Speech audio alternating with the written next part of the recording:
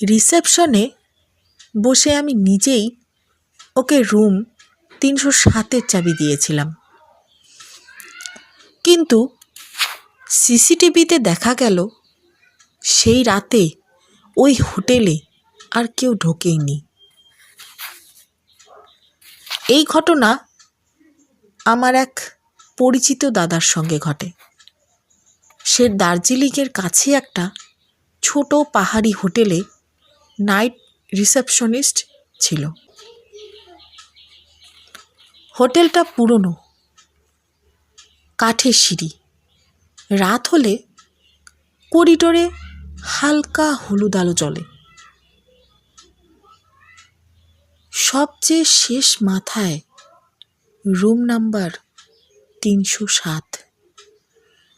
লোকজন বলে ওই রুমে নাকি সমস্যা আছে, কিন্তু দাদা তো এসব কিচ্ছু মানত না। তখন শীতকাল ছিল, প্রায় 11:45। হোটেলে আর কোনো বুকিং ছিল না। হঠাৎ দরজার সামনে ঘন্টা বাজল, ট্রিং। দাদা দরজা খুলে দিল। দেখল একজন লোক দাঁড়িয়ে আছে, কালো কোট, ভেজা চুল, মুখে অদ্ভুত এক শান্ত ভাব। লোকটা বলল, একটা রুম চাই, এক রাতের জন্য। দাদা রেজিস্টার এগিয়ে দিল। লোকটার নাম লিখল, অমিত সেন। আইডি চাইলে সে বলল সকালে দিয়ে দেব। অদ্ভুত হলেও দাদার রুম 307-এর চাবিটা দিল। রাত তখন 12:20। হঠাৎ 307 নম্বর থেকে ফোন। দাদা রিসিভ করলো। ওপাশে শুধু নিঃশ্বাসের শব্দ। দাদা বলল, হ্যালো স্যার। কোনো উত্তর নেই। লাইন কেটে গেল। 5 মিনিট পর আবার ফোন করলো। এইবার ধীরে একটা গলা শোনা গেল, ওরা দরজার বাইরে দাঁড়িয়ে আছে। দাদা বলল, কে? আবার লাইন কেটে গেল।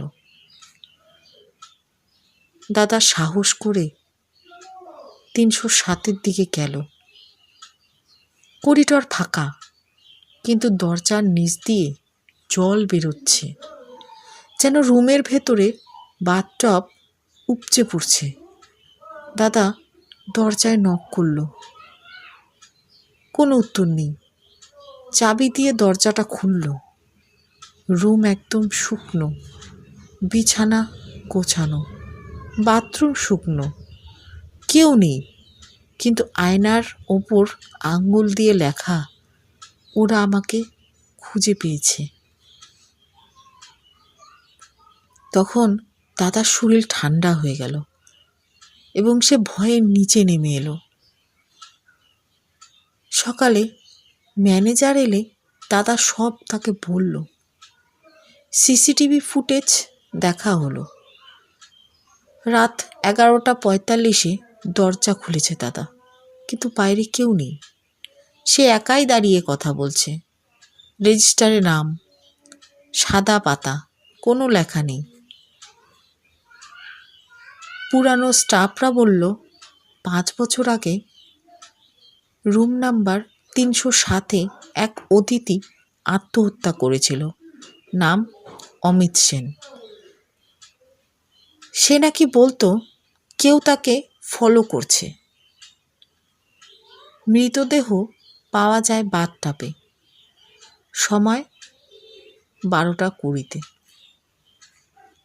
এরপর ম্যানেজার ঠিক করলো রুম নাম্বার 307 চিরকালের মতো বন্ধ থাকবে।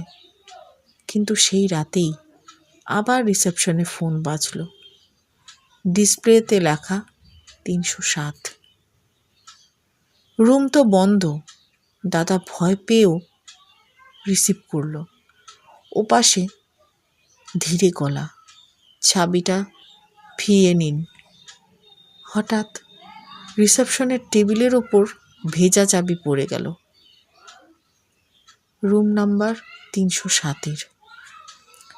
দাদা তাকিয়ে দেখল করিডরের শেষে হলুদ আলোয় একটা ভেজা মানুষ দাঁড়িয়ে আছে, ধীরে ধীরে বলছে, চেক আউট। লাইট হঠাৎ নিভে গেল। পরদিন সকালে রুম নাম্বার 307-এর দরজার সামনে একটা ভেজা পায়ের ছাপ পাওয়া গেল। ভেতরে কিছু নেই, কিন্তু আয়নায় আবার লেখা, আমি এখনও এখানে আছি। আজও নাকি হোটেলটা চলছে, কিন্তু রুম 307 আর কাউকে দেওয়া হয় না।